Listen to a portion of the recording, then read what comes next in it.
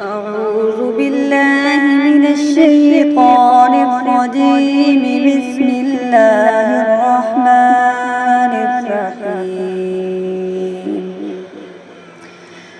إن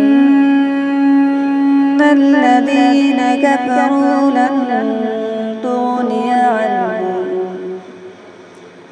أموالهم ولا أولادهم من الله شيئا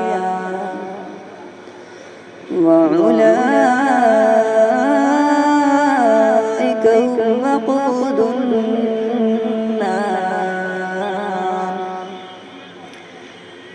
كدأب آل فرعون والذين من قبلهم